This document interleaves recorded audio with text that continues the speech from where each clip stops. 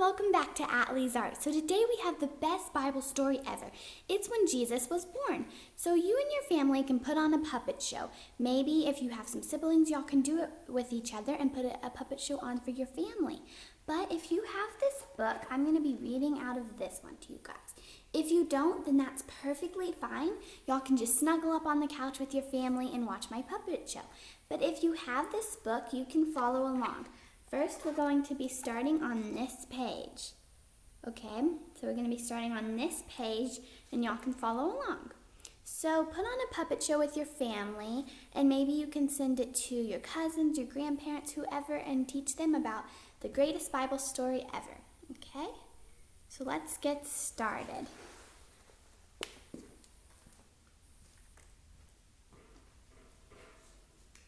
He's here.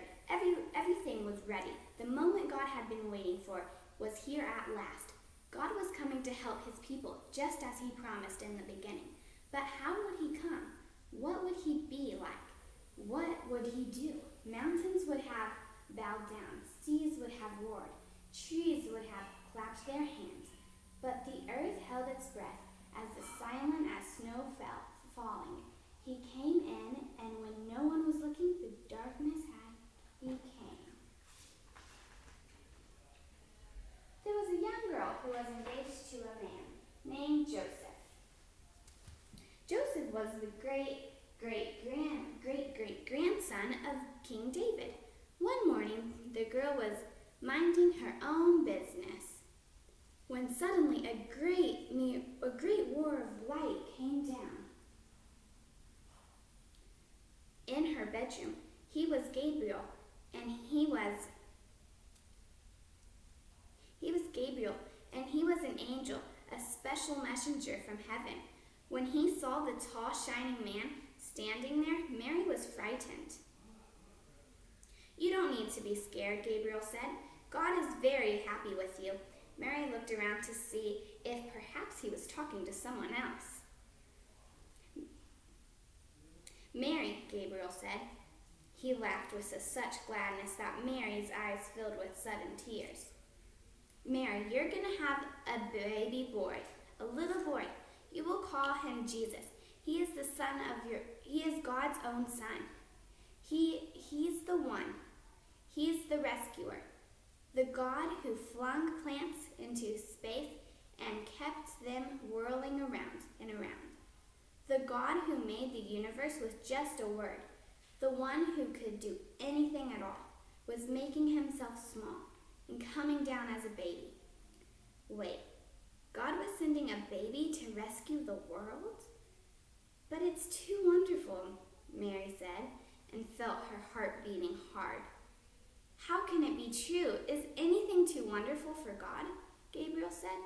So Mary trusted God more than what her eyes could see, and she believed. "I am God's servant," she said. "Whatever God says, I will do."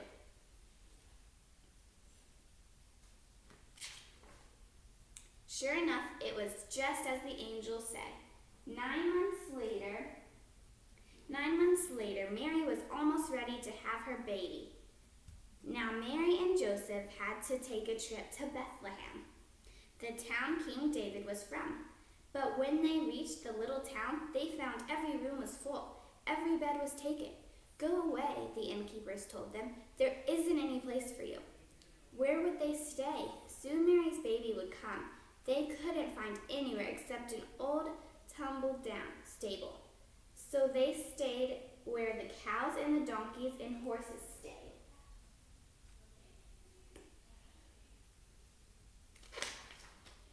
And there in the stables,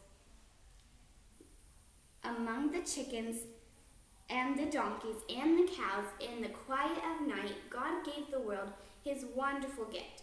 The baby that would change the world was born, his baby son. Mary and Joseph wrapped him up to keep him warm. They made a soft bed of straw and used the animal's feeding trough as the cradle. And they gazed in wonder at God's great gift, wrapped in swaddling cloth and lying in a manger. Mary and Joseph named him Jesus, Emmanuel, which means God has come to live with us, because of course